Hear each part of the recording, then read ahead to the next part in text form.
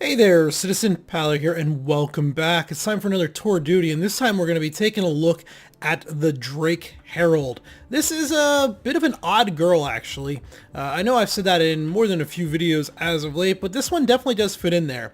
This is a quote-unquote data running slash encryption spaceship. And before we go any further, let me be very upfront about this. I have some very not amazing opinions on this ship, and a lot of it has to do with I can't quite picture how the mechanic is going to work in game. So this ship, in theory, on paper, you're supposed to have some sort of important data. You either want to give it to someone, or you're going to sell it, you're going to trade it, or whatever. And you're going to take this ship, or someone, you're going to hire somebody with this ship. You're going to put the data in here. These are like data drop-off boxes or whatever. There's going to be like cards that'll slide in there or whatever. And then they're going to take that data, and they are going to run it in a very fast ship. If we come around the back here, you're going to see very big engines. Very, very big engines, and we're going to talk about these a lot more on a relatively small ship, and they're going to get from point A to point B extremely fast. Inside, there is a computer system that if need be, they can transmit that data, and that computer system is supposed to be very powerful, allowing them to highly encrypt it, making it very hard to be cracked if need be. And the ship is also supposed to be shielded against EMP. So the ship's supposed to be hard to take down in order to steal the data physically from these type ports. That's the whole theory in a nutshell. I just don't see how it's going to really work in game. Say you're out scouting and you find a jump point to a system or whatever. You find a planet or a metal node or something.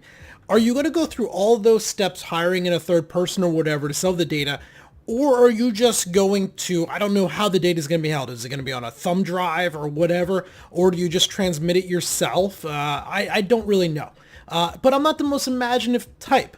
You know, maybe there's going to be a gameplay system for someone that'll just sit around a planet with kind of a snooper type spaceship, a spaceship with just a bunch of radar dishes out picking up all the data. And you're kind of like not really a hacker, but someone with you're intercepting radio data, you know, someone that's intercepting our cellular data or whatever. And maybe if you're doing that and it's being transmitted poorly encrypted or low encrypted, you can then take it and you could sell it yourself, or you could try to run it off and sell it before the other person does, you know. Maybe that's the way the gameplay is going to go. Until those systems start to come in, though, I just don't really see the application of this ship yet in my mind. So because of that, I'm a little tough on this ship, probably. With that out of the way, yes, this is the Drake Herald. And for the most part, what she's going to be known for is these data drop pods, easy in, easy out once you're landed at your location, plus these large engines. In addition to that, she does come with some armament.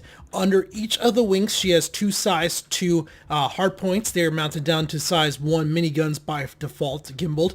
Underneath the nose, there is a size 3 hard point mounted down to a size 2 minigun. I think that's the Mantis, if I remember correctly. We can actually open the Moby glass here, and we'll take a look. Select the ship. Drake Herald. Where is it? Drake Herald. You'll see propulsion-wise, size 1 quantum drive. We're going to talk about that.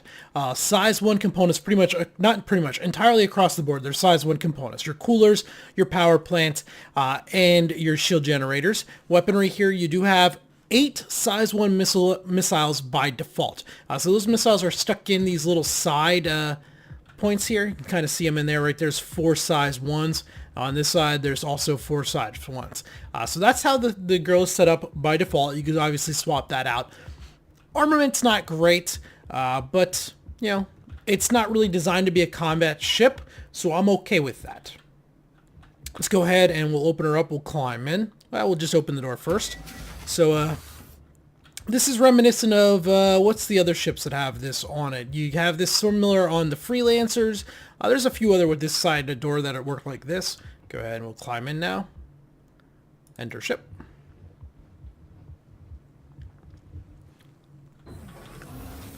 Now this is a one-person ship, and as such, you do have some basic habitation for that. Obviously at the front here, a very Drake canopy cockpit type area, not a very comfortable looking ship or seat for maybe long runs. We'll back away from there.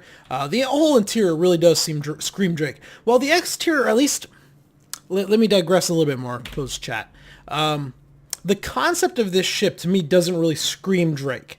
To me, it would be more of a military or an industrial ship. So I would either think MISC for like a high-tech data runner from MISC, or for a military standpoint, running crucial orders or something you don't want to transmit from Anvil.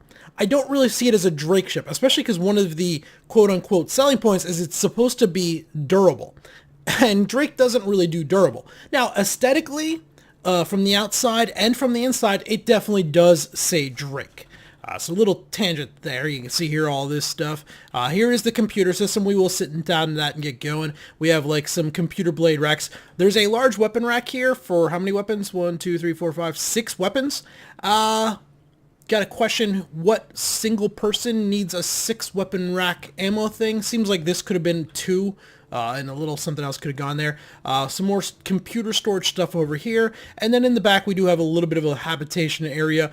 We have a sink, or a toilet, a sink, mirror that doesn't reflect anything, and a bed with some more basic, computer stuff in here. That's your interior. Let's go ahead and turn the light off. Climb into the seat.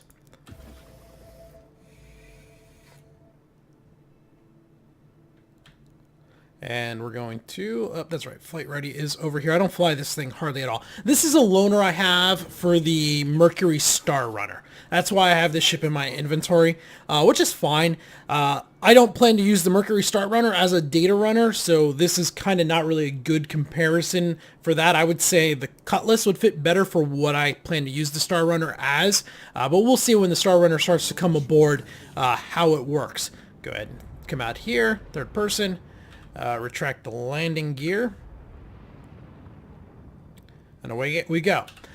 I've been a little rough on this ship, like I said. Now, some of the goods.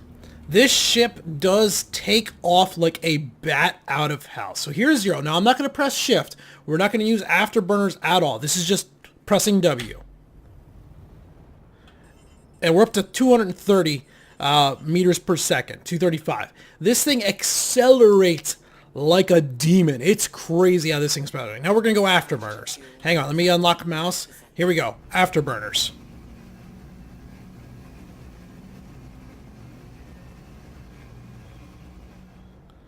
$13.60. And you get there quick. You can go from a full stop to $13.60 really fast. I haven't actually timed it, but you can darn near, you can hear your pilot start to black out a little bit as you do it. It's crazy how fast this thing gets going. Now we're going all the way down to 0. We'll do another test, 0 to max speed. So here we go. W and shift down.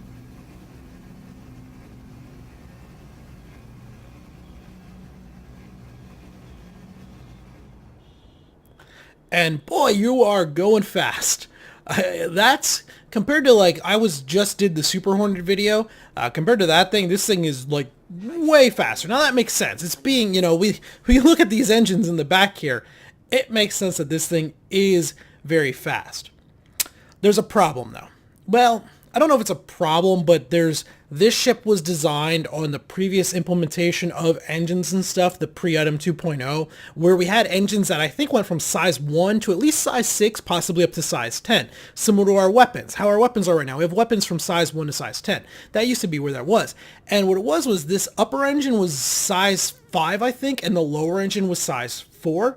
Well, that's not really how they're doing it anymore. It's now just the power plant, and they come in small, medium, and large. Small ships are going to, for the most part, have small engines. And that's what they've done here.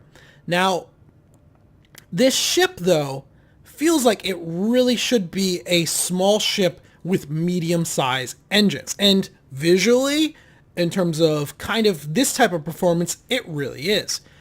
Where it definitely isn't like that, though, is in Quantum. And that's where I'm sure they're going to rebalance this, but as it stands right now where we're looking, this thing quantum travels no faster than a Hornet, faster than a Sabre, or anything like that. If we have to go from here to Hurston, a Cutlass is going to beat us. A Freelancer is going to beat us. A Vanguard is going to beat us. Pretty much anything like that is going to beat us over any realistic distance of quantum travel because we're stuck with that medium quantum drive, or that small quantum drive, while they're all running medium quantum drives. And yeah, that's obviously something they can easily fix. They can come back in and retrofit this thing later on and give it the medium quantum drive, and I fully expect they will do that. I can only evaluate on how it is right now, January 2019. I almost said 2018. But January 2019, I can evaluate how it is right now, and we'll come back and we'll talk about it more later on as it gets adjusted. But this is kind of how it stands. So what you have is a ship that, in a straight line using Afterburners, is very fast. You know, it really goes. On paper, it's supposed to be shielded against EMPs. I don't know if that's really been implemented yet, so that's not really something I can... Well, I suppose I could try testing it, but I don't have a reliable EMP person that I know of. If you have EMPs and you like the videos and you want to work with me on some of this stuff, let me know in the comments down below. Maybe we can set up some testing where we'll do some EMP work and things like that. Or in general, if you have ships that you say, hey, I like this ship, it's kind of rare, you want to test drive it and do one of these videos, let me know in the comments down below. But no, it's supposed to be EMP shielded. It's also supposed to be hardened so it can take a little more damage. Well, you only have 2 size 1 shields, or that's kind of, or 2 small shields. So that's kind of limiting. Yeah, there doesn't really, it's odd. It's stuck in that weird spot where it was designed pre-Item 2.0, but it's living in an Item 2.0 world. And it just hasn't been overhauled because of that. We'll go ahead and spin up the guns. There you go. We got our little missiles we could use. Obviously, we have nothing to really shoot at. A few of the other little odds and ends. So, on the outside here, let me rotate the camera onto this side. You see the square panel kind of right there dead in front of the screen. There's another one here. Then there's another one on this side and another one down there. So there's 4 of them around.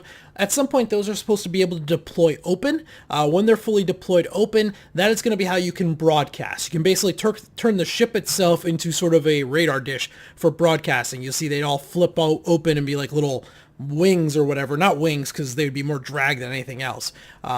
For transmitting. And that would be, okay, we need to get rid, we're going to encrypt it using our super strong computer and we're going to transmit it. That's that. I swear I've seen pictures where there's a little antenna that pops out of this thing for capturing. I have not been able, I was looking over the Robert Space Industry website and everything. I can't find that picture, so maybe I'm wrong. You can see maybe something comes out up here, that top center crosshair. This is hard to do right now while I'm in third person. All right, let's look at the sun, and then we'll nose down. All right, now we'll go back in third. That right there, that might be it, but I might be wrong. Like the actual on the Robert Space Industry page, I've not seen that little guy out. I might be misremembering. There's a lot of ships in this game, so I could be, another ship has that little antenna that pops out, and I'm thinking of this one or whatever. So there's that. We'll go ahead and we'll get out of the seat here. Climb in the back, and we'll jump into the computer terminal, which is currently a little bugged getting in and out of. You'll see I'm kind of just, you can't actually see. I'm just kind of standing here T-posed, and then we're in the seat. The animation is clearly broken, which is whatever. They'll work on it. We can turn this on right now. It's just a standard panel. Nicely, it does open up the comms panel by default, which kind of fits with the theme of this ship. You're collecting data, whatever. So the comm panel kind of works. You can hear these computers are on. They're quite loud. I'll shut up for a second. You can hear them. I wonder if that's actually the engine. Hang on, I wonder if that, well, we'll check it later. I think that might be the engine rather than the computer terminals. But at some point, this would be how you interact with the data. If you need to transmit it or encrypt it or whatever, you would do so right here. If we go into third-person mode, you'll see that the panels have not opened up. So they're not active yet in-game as far as I can tell. There's no way to open them up. We can go ahead and climb out. Where's the out? Where's the out? Oh, exit here. And then we kind of get up and we're T-posed again as the seat moves back in, and then we're out. We do have a bed to log in, log out. That's nice. That's a good convenience thing. There is no cargo grid, but there is floor space here. Obviously, if you wanted to, you could bring an item in here and drop this off. So you could, in theory, use this for retrieval missions or whatever. If you need to get, well, if you need to get somewhere close relatively fast, you could use this thing. Obviously, if you're quantum traveling any long distance, you run back into that issue with only the small quantum drive. You're not going very fast in quantum, not compared to many, many other ships that do the same thing, if not better. So let's go ahead. Let's actually shut the engines down. See if that sound is the engine or the computer terminals. Your flares are online. Where'd they go? Where's engines? Engine off. Offline. Probably could have stopped spinning before I did that, but YOLO. Come back here. Come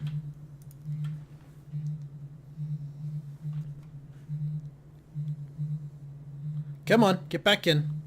There we go.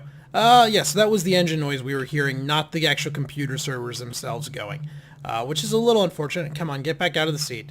Yeah, that's a little annoying when you're trying to do it like that. So there you go. That is the Drake Herald. What else do I have to really say about it? Not much. It's an okay ship, I guess. The potential's there. You know, depending on how they do the data running, if there's something very lucrative in that. You know, it's going to be fairly cheap compared to something like the Mercury Star Runner that'll do possibly similar-ish type role, but not entirely. But right now, it's just kind of an outdated ship design, and its key core gameplay mechanics not been implemented yet, which means it's hard to really judge how good it is, other than, boy, as a drag racer, you know, if you had to run the quarter mile in a ship, this will probably be the best one to run the quarter mile in. You just don't want to do 100 miles in it, and then it would take a long time. Until next time, this has been Paller. Thanks for watching.